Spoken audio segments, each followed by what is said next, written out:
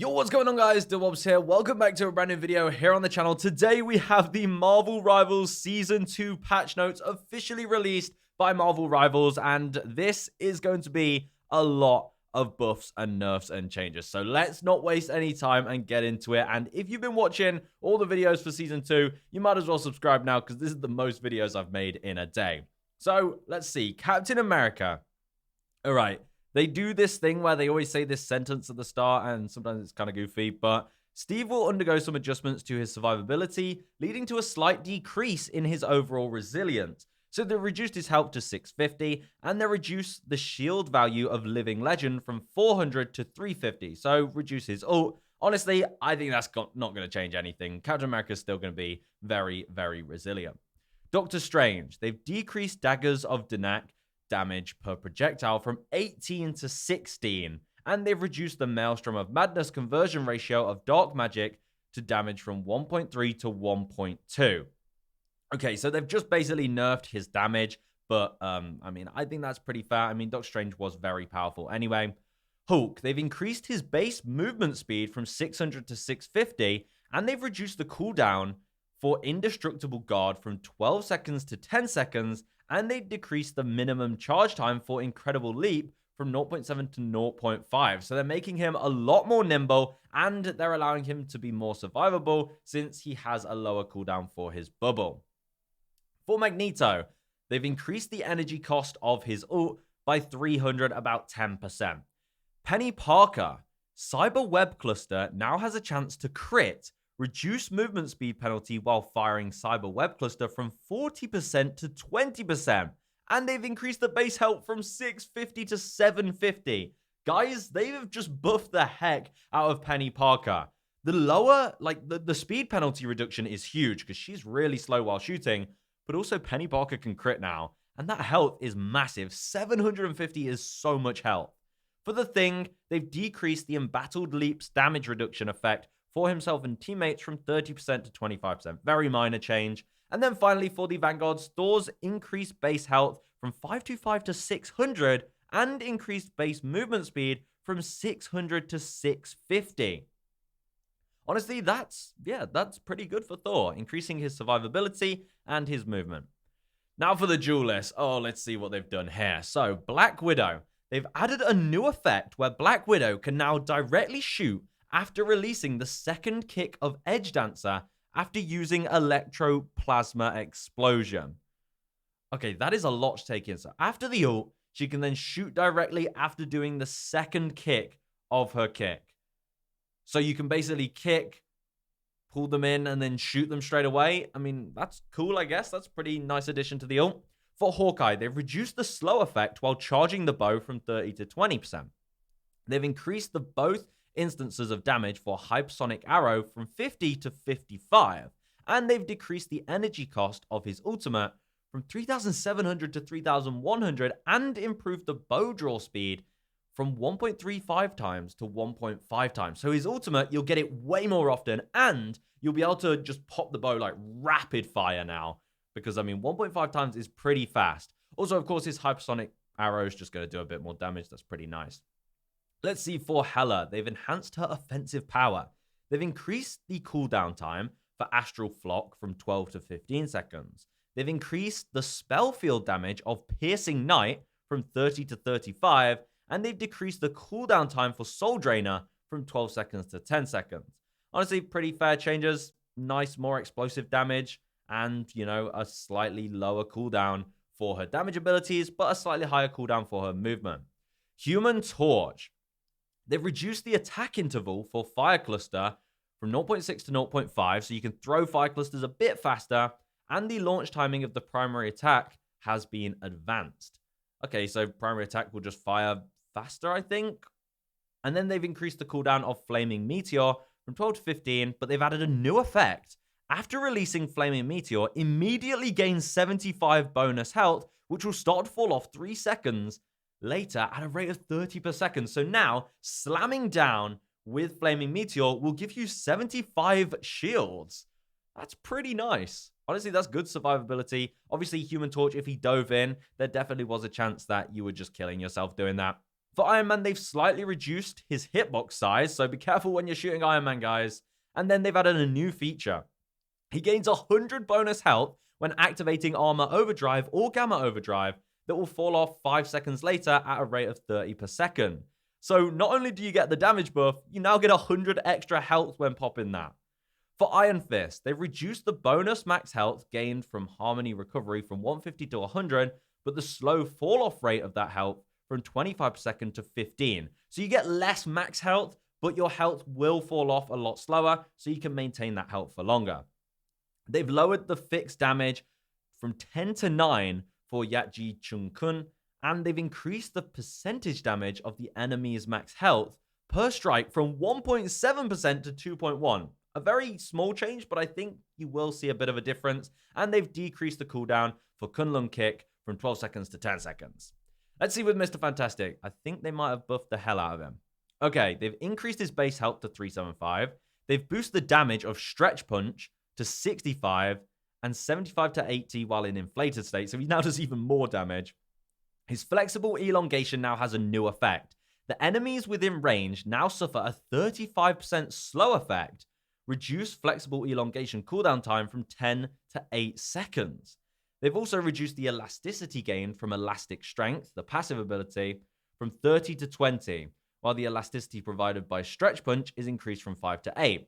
After entering the inflated state, the bonus health provided to self has been reduced from 450 to 400. So he's definitely easier to kill in inflated state, but he can get there quicker, I think, because his primary attacks definitely do more. So just doing your primary attacks will get you there a bit faster. But let's talk about the new feature. When he uses his ultimate, he immediately gains bonus health equal to that gained when entering inflated state. So now you don't have to get to inflated state, then pop your ult. You can pop your ult at any point and be safe that you'll have that additional health. Okay, we got some Moon Knight changes here. They've increased the Crescent Dart projectile speed from 120 to 150 meters per second. The Moonblade now has a new effect. You gain 25 bonus health with each enemy hit, up to a maximum of 100.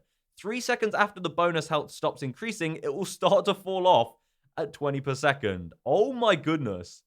Getting extra health based on how many people you hit as Moon Knight is incredible.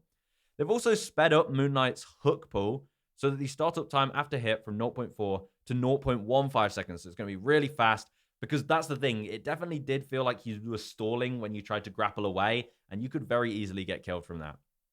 They've also extended the duration of his ultimate by 1 second and increased the number of talons generated from 14 to 18.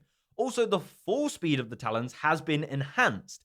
A new damage fall-off mechanic for the spell field has been added, though, beginning at 1.5 meters from the center to a maximum reduction of 70% at 5 meters. Oh, okay, this is going to be interesting. So Moon Knight's ult, now it lasts longer, it throws more talons, they fall faster, but the damage fall-off is kind of insane. At 5 meters, so if you're on the edge of this ult, you're not going to take that much damage at all.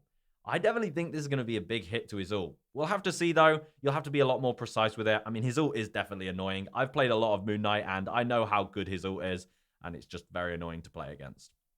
For Scarlet Witch, they've removed Chaos Control percentage damage while increased fixed damage from 60 to 80 per second. Okay, so no more percentage damage, but I'm pretty sure this is an overall buff. I'm not too sure. They've increased the Chthonium Burst projectile damage from 35 to 40 and the spell field damage from 35 to 40. They've increased the cooldown of Mystic Projection from 8 seconds to 10 seconds and reduced the phase state time from 2 seconds to 1.5 seconds. So it's going to be a bit easier to kill her because she won't be able to get away as often or for as long.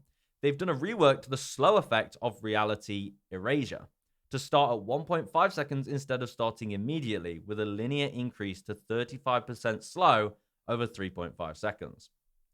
There's one change for Star-Lord. They've reduced the Blaster Barrage damage from 80 to 75 per second and increased a new damage fall-off mechanic, starting at 4 meters and maxing out at 80% reduction at 8 meters. So you're definitely going to have to pop this when you're closer to people. If you're further away, you're barely even going to be tickling them. Winter Soldier, they've increased the cooldown time of the Bionic Hook to 12 seconds, and they've reduced the base damage of Kraken Impact from 100 to 80, but lowered the culling threshold from 20% of maximum health to 15%. Wait, isn't that worse as well? That's just 2 negatives. Why did they say but? Pretty sure that's just 2 negatives, right? For Wolverine, they're increasing the rage gained from Savage Claw hits from 7 to 10, while rage gained from Berserk Claw Strike has been decreased from 7 to 5. They've reduced rage gained from Feral Leap from 20 to 10, and from Vicious Rampage from 20 to 15. However, rage gained from taking damage has been increased from 3 to 5. So he's just going to be more consistent at gaining the rage from his normal attacks and taking damage, and his abilities won't farm the rage as much. And they've reduced the time an enemy is knocked down after the impact of his ultimate from 1 second to 0.75. Okay, a lot of duelist changes. I honestly think a lot of them are pretty fair. Now for the strategists, let's see what they've done here, because they've recently nerfed them. Are they going to nerf them some more? So for Adam Warlock, they've increased his Soul Bone cooldown from 30 seconds to 40 seconds.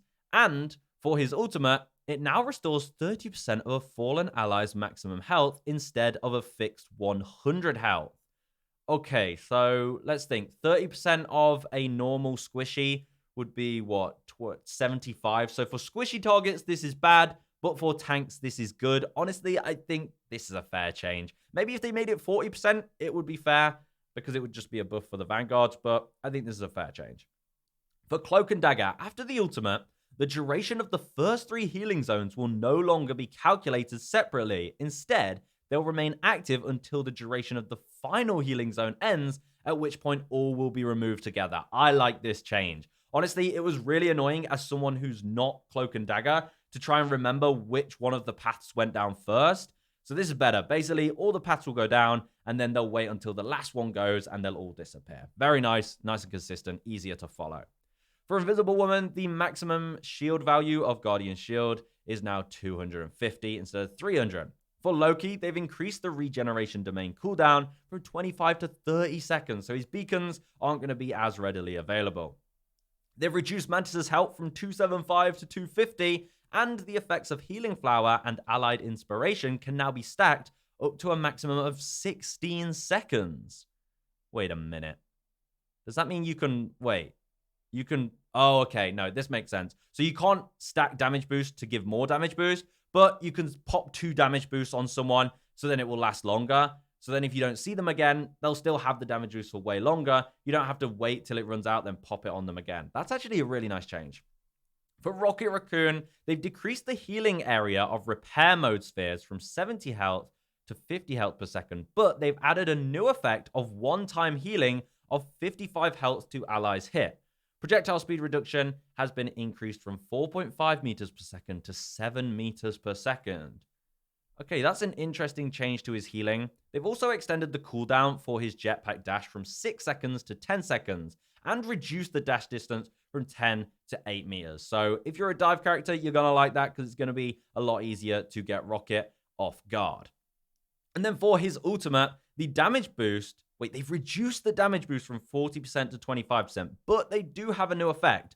During the ability's duration, linked allies will receive an additional 100 bonus health points per second, capping at 150. After breaking the link, the bonus starts to fall off after 1 second at a rate of 75 per second. Additionally, they've made the ultimate increase from 3,700 to 4,000, so it's going to take slightly longer, but that's huge. Rocket's ult will now, well, the damage boost fall off is kind of sucky, but it will now heal you. So, I mean, yeah, more healing ults for you guys there. And then for the team-ups, we've already seen these, but basically, we have Scarlet Witch and Doctor Strange. This team-up, Doctor Strange gains 100 extra health, which is nice, and then Scarlet Witch gets the new ability. For the Captain America Winter Soldier, Captain America gains a maximum health increase of 100 and a 5% boost to damage output. And then for the Emma Frost, Psylocke, and Magneto team-up, Emma Frost gains a maximum health increase of 100. So she has 650 health, and if she didn't have the team up, she'd have 550 health by the looks of it. So there you go. Adjusted or removed. Here you go. Here you can just see the team ups that were removed and adjusted slightly. I'm pretty sure that is everything. So there you go, ladies and gentlemen. Those are the patch notes. Some pretty interesting changes. Drop in the comments which changes you like. Do you agree with them? Do you disagree with them? Let me know in the comments. This was a busy day for Marvel Rivals, but Season 2, honestly, looks absolutely insane. So I cannot wait to get my hands on it on April 11th, and I'll see you guys in the next one. Goodbye.